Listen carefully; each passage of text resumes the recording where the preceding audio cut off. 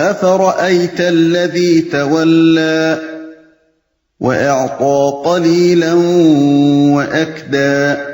پھر اے نبی تم نے اس شخص کو بھی دیکھا جو راہ خدا سے پھر گیا اور تھوڑا سا دے کر رک گیا۔ اشارہ ہے ولید بن مغیرہ کی طرف جو قریش کے بڑے سرداروں میں سے ایک تھا۔ ابن جریر طبری کی روایت ہے کہ یہ شخص پہلے رسول اللہ صلی اللہ علیہ وسلم کی دعوت قبول کرنے پر آمادہ ہو گیا تھا، مگر جب اس کے ایک مشرک دوست کو معلوم ہوا کہ وہ مسلمان ہونے کا ارادہ کر رہا ہے تو اس نے کہا، تم دین آبائی کو نہ چھوڑو، اگر تمہیں عذاب آخرت کا خطرہ ہے تو مجھے اتنی رقم دے دو، میں ذمہ لیتا ہوں کہ تمہارے بدلے وہاں کا عذاب میں بھگت لوں گا۔ ولید نے یہ بات مان لی اور خدا کی راہ پر آتے آتے اس سے پھر گیا، مگر جو رقم اس نے اپنے مشرک دوست کو دینی طے کی تھی وہ بھی بس تھوڑی سی دی اور باقی روک لی۔ اس واقعے کی طرف اشارہ کرنے سے مقصود کفار مکہ کو یہ بتانا تھا کہ آخرت سے بے فکری اور دین کی حقیقت سے بے خبری نے ان کو کیسی جہالتوں اور حماقتوں میں مبتلا کر رکھا ہے۔ أعنده علم الغيب فهو يرى أم لم ينبأ بما في صحف موسى وإبراهيم الذي وفى۔ کیا اس کے پاس غیب کا علم ہے کہ وہ حقیقت کو دیکھ رہا ہے؟ کیا اسے ان باتوں کی کوئی خبر نہیں پہنچی جو موسیٰ کے صحیفوں اور اس ابراہیم کے صحیفوں میں بیان ہوئی ہیں جس نے وفا کا حق ادا کر دیا؟ وہ حقیقت کو دیکھ رہا ہے، یعنی کیا اسے معلوم ہے کہ یہ روش اس کے لیے نافع ہے؟ کیا وہ جانتا ہے کہ آخرت کے عذاب سے کوئی اس طرح بھی بچ سکتا ہے؟ وفا کا حق ادا کر دیا۔ آگے ان تعلیمات کا خلاصہ بیان کیا جا رہا ہے جو حضرت موسیٰ اور حضرت ابراہیم کے صحیفوں میں نازل ہوئی تھیں۔ حضرت موسیٰ کے صحیفوں سے مراد تورات ہے۔ اے حضرت ابراہیم کے صحیفے تو وہ آج دنیا میں کہیں موجود نہیں ہیں، اور یہود و نصارہ کی کتب مقدسہ میں بھی ان کا کوئی ذکر نہیں پایا جاتا۔ صرف قرآن ہی وہ کتاب ہے جس میں 2 مقامات پر صحف ابراہیم کی تعلیمات کے بعض اجزاء نقل کیے گئے ہیں، ایک یہ مقام اور دوسرے سورہ الاعلیٰ کی آخری آیات۔ أَلَّا تَزِرُ وَازِرَةٌ وِزْرَ أُخْرَى، یہ کہ کوئی بوجھ اٹھانے والا دوسرے کا بوجھ نہیں اٹھائے گا۔ اس آیت سے 3 بڑے اصول مستنبط ہوتے ہیں۔ ایک یہ کہ ہر شخص خود اپنے فعل کا ذمہ دار ہے، دوسرے یہ کہ ایک شخص کے فعل کی ذمہ داری دوسرے پر نہیں ڈالی جا سکتی الا یہ کہ اس فعل کے صدور میں اس کا اپنا کوئی حصہ ہو، تیسرے یہ کہ کوئی شخص اگر چاہے بھی تو کسی دوسرے شخص کے فعل کی ذمہ داری اپنے اوپر نہیں لے سکتا۔ نہ اصل مجرم کو اس بنا پر چھوڑا جا سکتا ہے کہ اس کی جگہ سزا بھگتنے کے لیے کوئی اور آدمی اپنے آپ کو پیش کر رہا ہے۔ وَأَن لَّيْسَ لِلْإِنسَانِ إِلَّا مَا سَعَىٰ، اور یہ کہ انسان کے لیے کچھ نہیں ہے مگر وہ جس کی اس نے سعی کی ہے۔ اس ارشاد سے بھی 3 اہم اصول نکلتے ہیں۔ ایک یہ کہ ہر شخص جو کچھ بھی پائے گا اپنے عمل کا پھل پائے گا، دوسرے یہ کہ ایک شخص کے عمل کا پھل دوسرا نہیں پا سکتا الا یہ کہ اس عمل میں اس کا اپنا کوئی حصہ ہو، تیسرے یہ کہ کوئی شخص سعی و عمل کے بغیر کچھ نہیں پا سکتا۔ ان 3 اصولوں کو بعض لوگ دنیا کے معاشی معاملات پر غلط طریقے سے منطبق کر کے ان سے یہ نتیجہ نکالتے ہیں کہ کوئی شخص اپنی محنت کی کمائی یعنی ارنڈ انکم کے سوا کسی چیز کا جائز مالک نہیں ہو سکتا، لیکن یہ بات قرآن مجید ہی کے دیے ہوئے متعدد قوانین اور احکام سے ٹکراتی ہے۔ مثلا قانون وراثت، جس کی روح سے ایک شخص کے ترکے میں سے بہت سے افراد حصہ پاتے ہیں اور اس کے جائز وارث قرار پاتے ہیں، درحالے کہ یہ میراث ان کی اپنی محنت کی کمائی نہیں ہوتی، بلکہ ایک شیخوار بچے کے متعلق تو کسی کھینچتان سے بھی یہ ثابت نہیں کیا جا سکتا کہ باپ کے چھوڑے ہوئے مال میں اس کی محنت کا بھی کوئی حصہ تھا۔ اسی طرح احکام زکوٰۃ و صدقات، جن کی روح سے ایک آدمی کا مال دوسروں کو محض ان کے شرعی و اخلاقی استحقاق کی بنا پر ملتا ہے اور وہ اس کے جائز مالک ہوتے ہیں، حالانکہ اس مال کے پیدا کرنے میں ان کی محنت کا کوئی حصہ نہیں ہوتا۔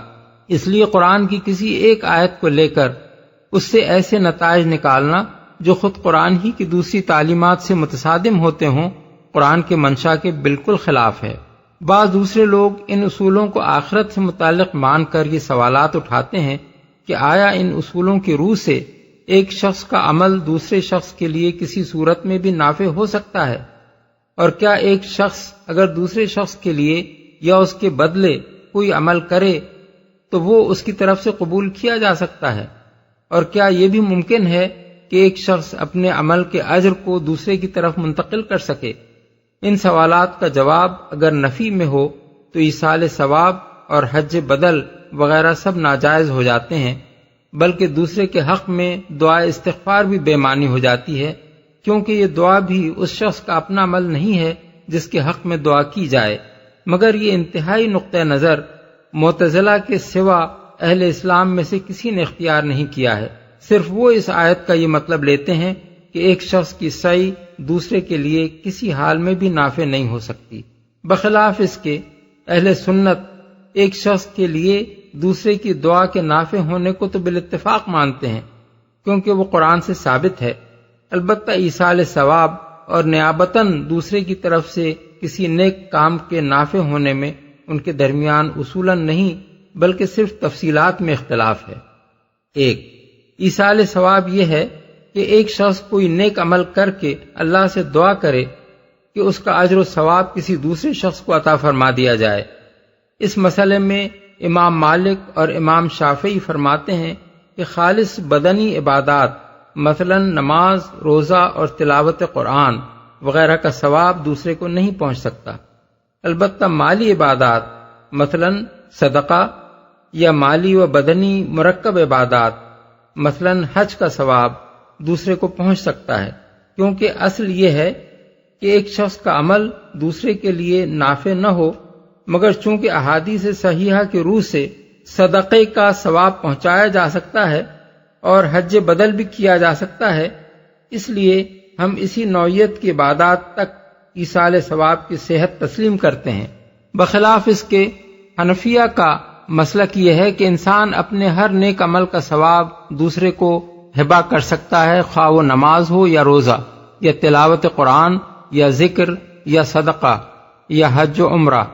اس کی دلیل یہ ہے کہ آدمی جس طرح مزدوری کر کے مالک سے یہ کہہ سکتا ہے کہ اس کی اجرت میرے بجائے فلاں شخص کو دے دی جائے، اسی طرح وہ کوئی نیک عمل کر کے اللہ تعالیٰ سے یہ دعا بھی کر سکتا ہے کہ اس کا اجر میری طرف سے فلاں شخص کو عطا کر دیا جائے۔ اس میں بعض اقسام کی نیکیوں کو مستثنی کرنے اور بعض دوسری اقسام کی نیکیوں تک اسے محدود رکھنے کی کوئی معقول وجہ نہیں ہے۔ یہی بات بکثرت احادیث سے بھی ثابت ہے۔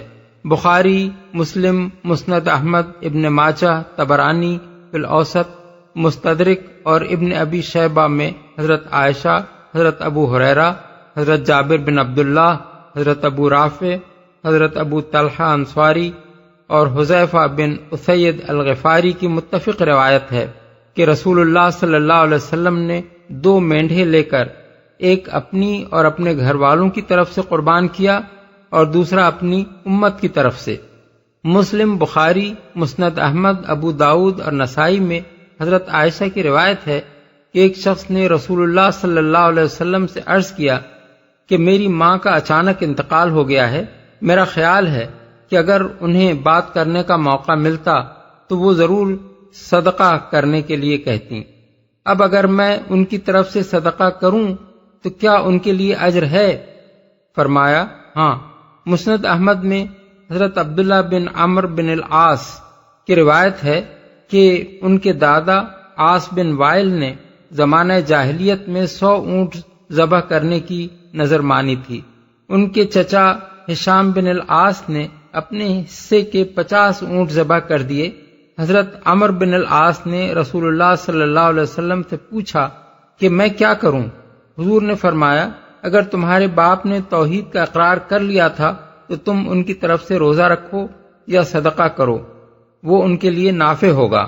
مسند احمد، ابو داؤد، نسائی اور ابن ماجہ میں حضرت حسن بصری کی روایت ہے کہ حضرت سعد بن عبادہ نے رسول اللہ صلی اللہ علیہ وسلم سے پوچھا کہ میری والدہ کا انتقال ہو گیا ہے، کیا میں ان کی طرف سے صدقہ کروں؟ آپ نے فرمایا ہاں۔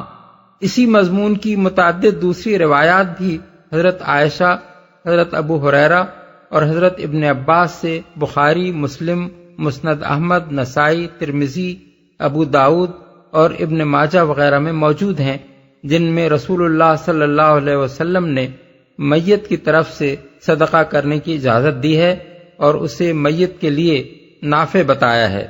دارقطنی میں ہے کہ ایک شخص نے حضور سے عرض کیا، میں اپنے والدین کی خدمت ان کی زندگی میں تو کرتا ہوں، ان کے مرنے کے بعد کیسے کروں؟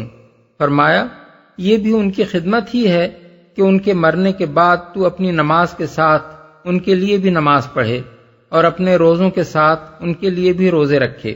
ایک دوسری روایت دارقطنی میں حضرت علی سے مروی ہے، جس میں وہ بیان کرتے ہیں کہ حضور نے فرمایا، جس شخص کا قبرستان پر گزر ہو اور وہ 11 مرتبہ قل هو اللہ احد پڑھ کر اس کا اجر مرنے والوں کو بخش دے تو جتنے مردے ہیں اتنا ہی اجر عطا کر دیا جائے گا۔ یہ کثیر روایات جو ایک دوسری کی تائید کر رہی ہیں، اس امر کی تصریح کرتی ہیں کہ ایصال ثواب نہ صرف ممکن ہے بلکہ ہر طرح کی عبادات اور نیکیوں کے ثواب کا ایصال ہو سکتا ہے، اور اس میں کسی خاص نوعیت کے اعمال کی تخصیص نہیں ہے۔ مگر اس سلسلے میں 4 باتیں اچھی طرح سمجھ لینی چاہیے۔ ایک یہ کہ ایصال اسی عمل کے ثواب کا ہو سکتا ہے جو خالصتاً اللہ کے لیے اور قواعد شریعت کے مطابق کیا گیا ہو، ورنہ ظاہر ہے کہ غیر اللہ کے لیے یا شریعت کے خلاف جو عمل کیا جائے اس پر خود عمل کرنے والے ہی کو کسی قسم کا ثواب نہیں مل سکتا کجا کہ وہ کسی دوسرے کی طرف منتقل ہو سکے۔ دوسری بات یہ ہے کہ جو لوگ اللہ تعالیٰ کے ہاں صالحین کی حیثیت سے مہمان ہیں ان کو تو ثواب کا ہدیہ یقیناً پہنچے گا، مگر جو وہاں مجرم کی حیثیت سے حوالات میں بند ہیں انہیں کوئی ثواب پہنچنا متوقع نہیں ہے۔ اللہ کے مہمانوں کو ہدیہ تو پہنچ سکتا ہے مگر امید نہیں کہ اللہ کے مجرم کو تحفہ پہنچ سکے۔ اس کے لیے اگر کوئی شخص کسی غلط فہمی کی بنا پر ایصال ثواب کرے گا تو اس کا ثواب ضائع نہ ہوگا بلکہ مجرم کو پہنچنے کے بجائے اصل عامل ہی کی طرف پلٹ آئے گا، جیسے منی آرڈر اگر مرسل علیہ کو نہ پہنچے تو مرسل کو واپس مل جاتا ہے۔ تیسری بات یہ ہے کہ ایصال ثواب تو ممکن ہے مگر ایصال عذاب ممکن نہیں ہے، یعنی یہ تو ہو سکتا ہے کہ آدمی نیکی کر کے کسی دوسرے کے لیے اجر بخش دے اور وہ اس کو پہنچ جائے، مگر یہ نہیں ہو سکتا کہ آدمی گناہ کر کے اس کا عذاب کسی کو بخشے اور وہ اسے پہنچ جائے۔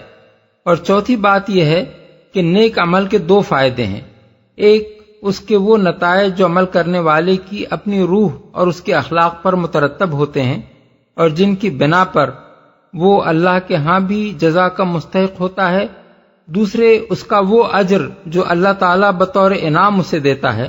ایصال ثواب کا تعلق پہلی چیز سے نہیں ہے بلکہ صرف دوسری چیز سے ہے۔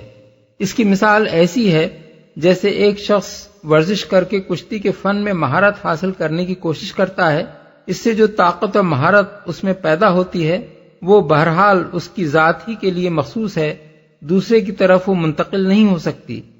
اسی طرح اگر وہ کسی دربار کا ملازم ہے اور پہلوان کی حیثیت سے اس کے لیے ایک تنخواہ مقرر ہے تو وہ بھی اسی کو ملے گی، کسی اور کو نہ دے دی جائے گی۔ البتہ جو انعامات اس کی کارکردگی پر خوش ہو کر اس کا سرپرست اسے دے، اس کے حق میں وہ درخواست کر سکتا ہے کہ وہ اس کے استاد یا ماں باپ یا دوسرے محسنوں کو اس کی طرف سے دے دیے جائیں۔ ایسا ہی معاملہ اعمال حسنہ کا ہے کہ ان کے روحانی فوائد قابل انتقال نہیں ہیں اور ان کی جزا بھی کسی کو منتقل نہیں ہو سکتی، مگر ان کے اجر و ثواب کے متعلق وہ اللہ تعالیٰ سے دعا کر سکتا ہے کہ وہ اس کے کسی عزیز قریب یا اس کے کسی محسن کو عطا کر دیا جائے۔ اسی لیے اس کو ایصال جزا نہیں بلکہ ایصال ثواب کہا جاتا ہے۔ 2، ایک شخص کی سعی کے کسی اور شخص کے لیے نافع ہونے کی دوسری شکل یہ ہے کہ آدمی یا تو دوسرے کی خواہش اور ایما کی بنا پر اس کے لیے کوئی نیک عمل کرے یا اس کی خواہش اور ایما کے بغیر اس کی طرف سے کوئی ایسا عمل کرے جو دراصل واجب تو اس کے ذمے تھا مگر وہ خود اسے ادا نہ کر سکا۔ اس کے بارے میں فقہائے حنفیہ کہتے ہیں کہ عبادات کی 3 قسمیں ہیں، ایک خالص بدنی جیسے نماز، دوسری خالص مالی جیسے زکوٰۃ، اور تیسری مالی و بدنی مرکب جیسے حج۔ ان میں سے پہلی قسم میں نیابت نہیں چل سکتی، مثلا ایک شخص کی طرف سے دوسرا شخص نیابتاً نماز نہیں پڑھ سکتا۔ دوسری قسم میں نیابت ہو سکتی ہے، مثلا بیوی کے زیورات کی زکوٰۃ شوہر دے سکتا ہے۔ تیسری قسم میں نیابت صرف اس حالت میں ہو سکتی ہے جبکہ اصل شخص جس کی طرف سے کوئی فعل کیا جا رہا ہے اپنا فریضہ خود ادا کرنے سے عارضی طور پر نہیں بلکہ مستقل طور پر عاجز ہو۔ مثلا حج بدل ایسے شخص کی طرف سے ہو سکتا ہے جو خود حج کے لیے جانے پر قادر نہ ہو اور نہ یہ امید ہو کہ وہ کبھی اس کے قابل ہو سکے گا۔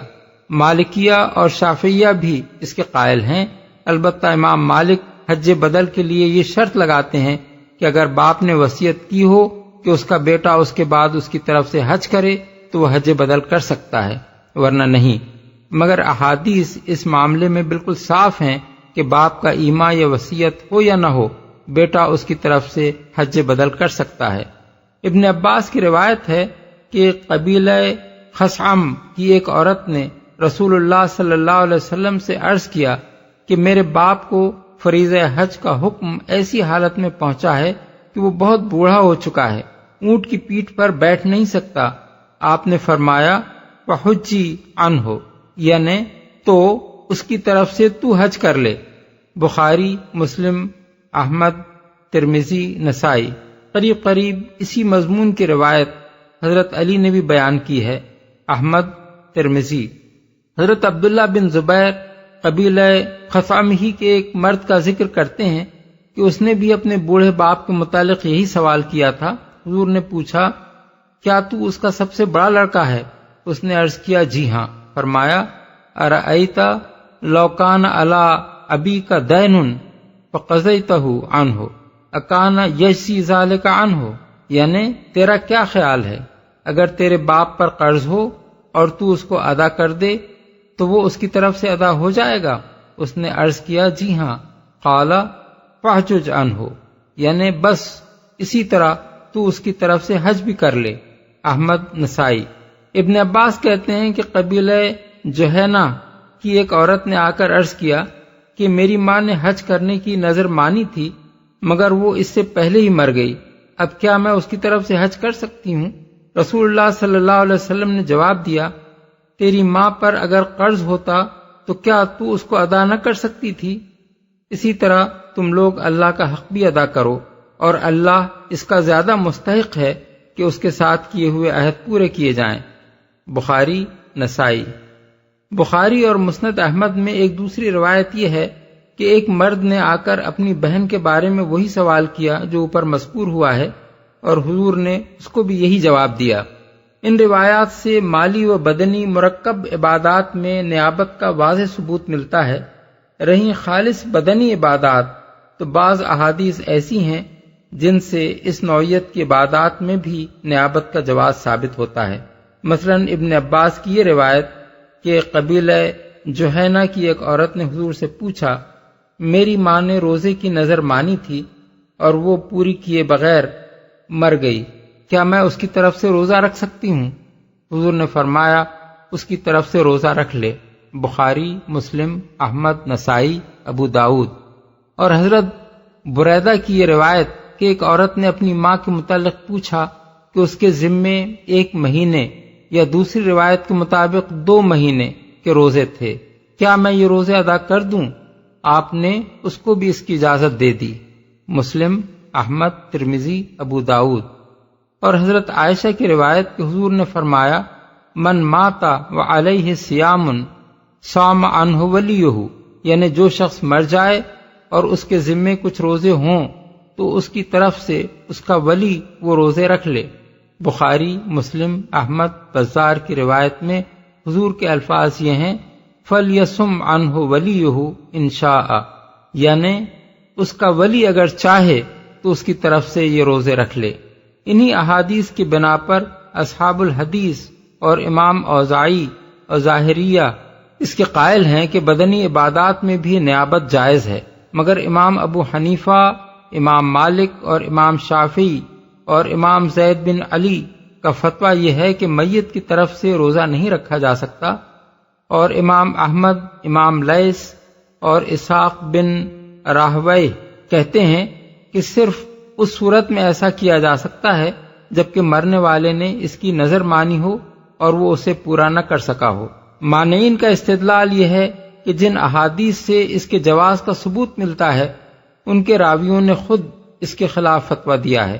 ابن عباس کا فتویٰ نسائی نے ان الفاظ میں نقل کیا ہے: لا يصلي احد عن احد ولا يصم احد عن احد، یعنی کوئی شخص کسی کی طرف سے نماز نہ پڑھے، یعنی کوئی شخص کسی کی طرف سے نہ نماز پڑھے اور نہ روزہ رکھے۔ اور حضرت عائشہ کا فتویٰ عبد الرزاق کی روایت کے مطابق یہ ہے کہ لا تصوموا عن موتاکم واطعموا عنہم، یعنی اپنے مردوں کی طرف سے روزہ نہ رکھو بلکہ کھانا کھلاؤ۔ حضرت عبداللہ بن عمر سے بھی عبد الرزاق نے یہی بات نقل کی ہے کہ میت کی طرف سے روزہ نہ رکھا جائے۔ اس سے معلوم ہوتا ہے کہ ابتداءً بدنی عبادات میں نیابت کی اجازت تھی، مگر آخری حکم یہی قرار پایا کہ ایسا کرنا جائز نہیں ہے، ورنہ کس طرح ممکن تھا کہ جنہوں نے رسول اللہ صلی اللہ علیہ وسلم سے یہ احادیث نقل کی ہیں وہ خود ان کے خلاف فتویٰ دیتے۔ اس سلسلے میں یہ بات اچھی طرح سمجھ لینی چاہیے کہ نیابتاً کسی فریضے کی ادائیگی صرف انہی لوگوں کے حق میں مفید ہو سکتی ہے جو خود ادائے فرض کے خواہش مند ہوں اور معذوری کی وجہ سے قاصر رہ گئے ہوں، لیکن اگر کوئی شخص استطاعت کے باوجود قصداً حج سے مجتنب رہا اور اس کے دل میں اس فرض کا احساس تک نہ تھا، اس کے لیے خواہ کتنے ہی حج بدل کیے جائیں وہ اس کے حق میں مفید نہیں ہو سکتے۔ یہ ایسا ہی ہے جیسے ایک شخص نے کسی کا قرض جان بوجھ کر مار کھایا اور مرتے دم تک اس کا کوئی ارادہ قرض ادا کرنے کا نہ تھا، اس کی طرف سے خواہ بعد میں پائی پائی ادا کر دی جائے، اللہ تعالیٰ کی نگاہ میں وہ قرض مارنے والا ہی شمار ہوگا۔ دوسرے کے ادا کرنے سے سبکدوش صرف وہی شخص ہو سکتا ہے جو اپنی زندگی میں ادائے قرض کا خواہش مند ہو اور کسی مجبوری کی وجہ سے ادا نہ کر سکا ہو۔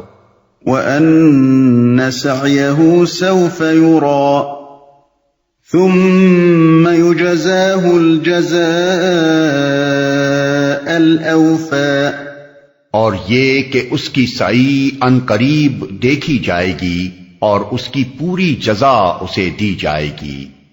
اس کی سعی ان قریب دیکھی جائے گی، یعنی آخرت میں لوگوں کے اعمال کی جانچ پڑتال ہوگی اور یہ دیکھا جائے گا کہ کون کیا کر کے آیا ہے۔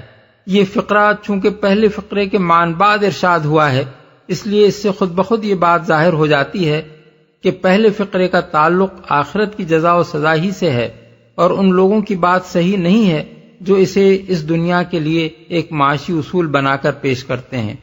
قرآن مجید کی کسی آیت کا ایسا مطلب لینا صحیح نہیں ہو سکتا جو سیاق و سباق کے بھی خلاف ہو اور قرآن کی دوسری تصریحات سے بھی متصادم ہو۔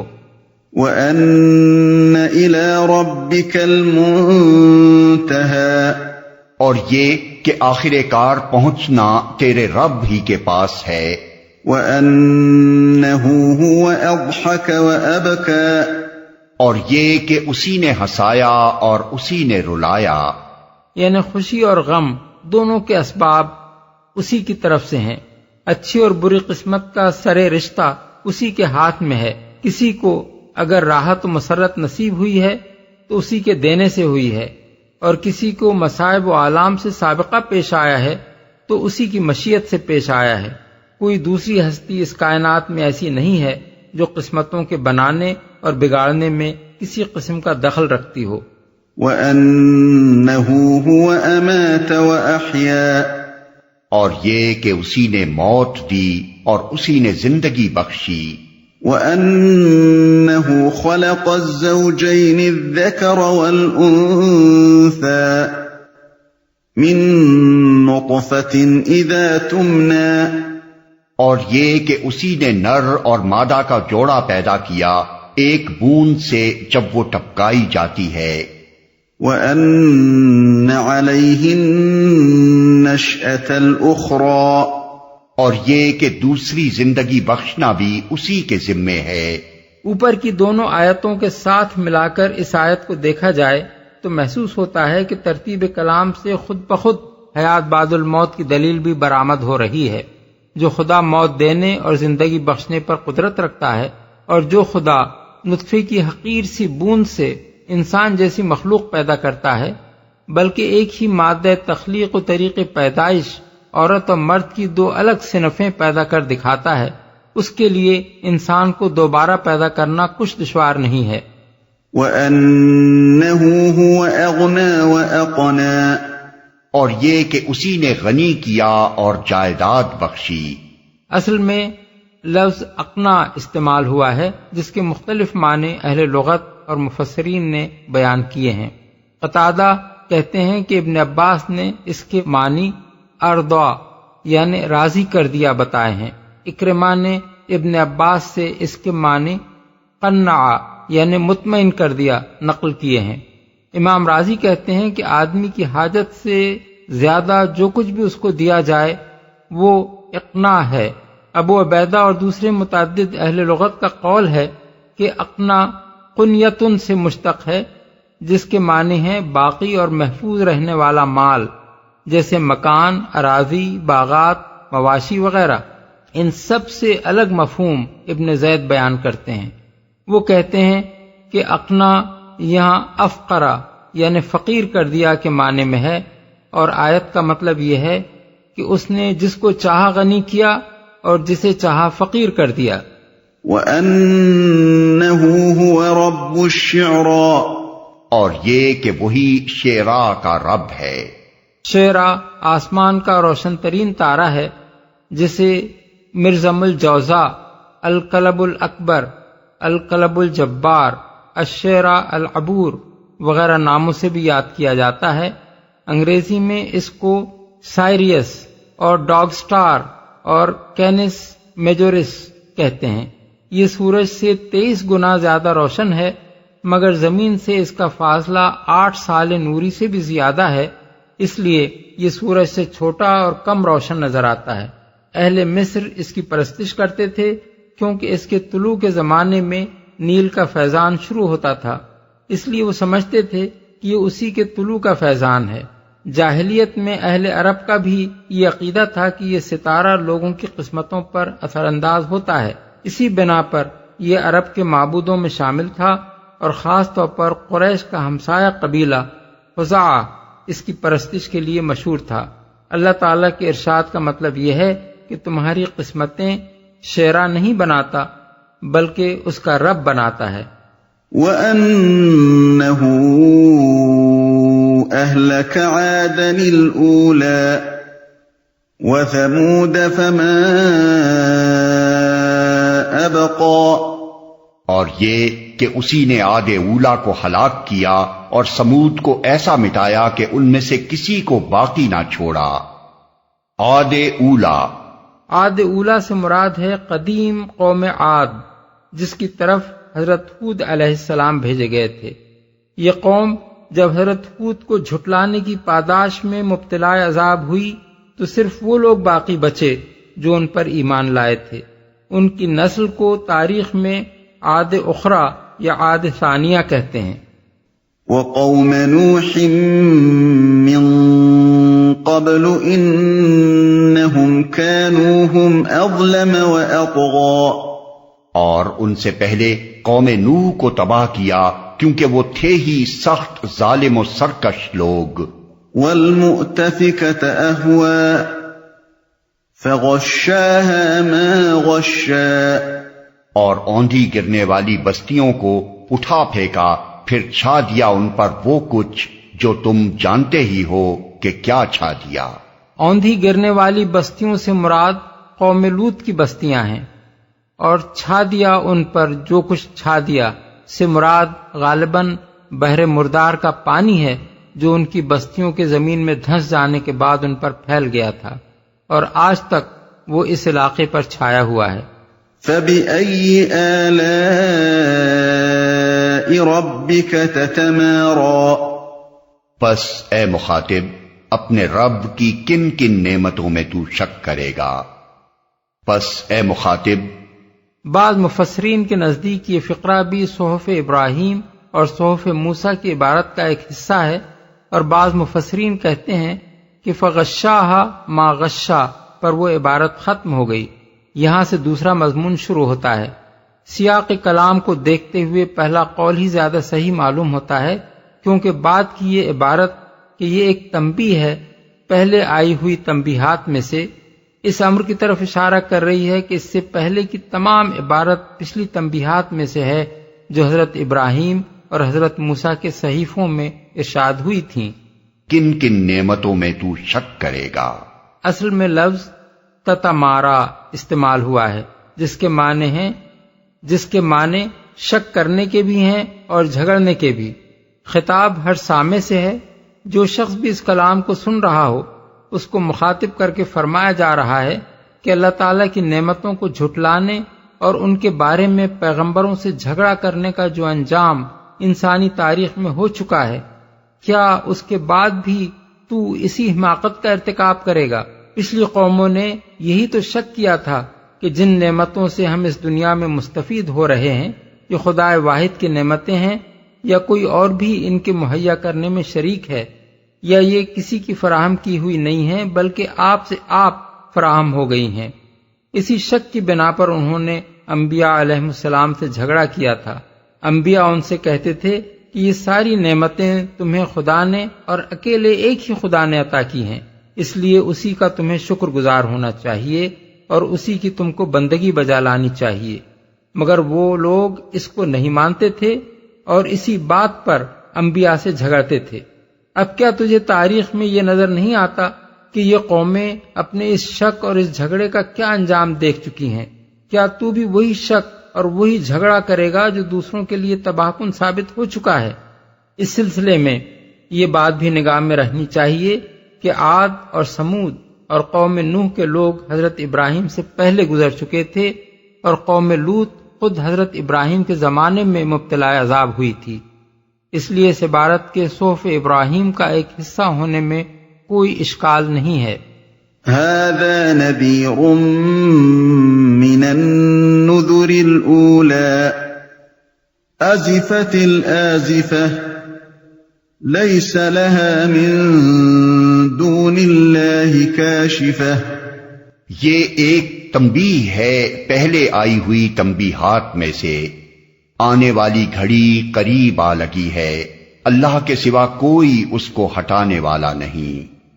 تنبیہات میں سے اصل الفاظ ہیں ھذا نذیر من النذر الاولی۔ اس فقرے کی تفسیر میں مفسرین کے 3 اقوال ہیں، ایک یہ کہ نذیر سے مراد محمد صلی اللہ علیہ وسلم ہے، دوسرے یہ کہ اس سے مراد قرآن ہے، تیسرے یہ کہ اس سے مراد پچھلی ہلاک شدہ قوموں کا انجام ہے جس کا حال اوپر کی آیات میں بیان فرمایا گیا ہے۔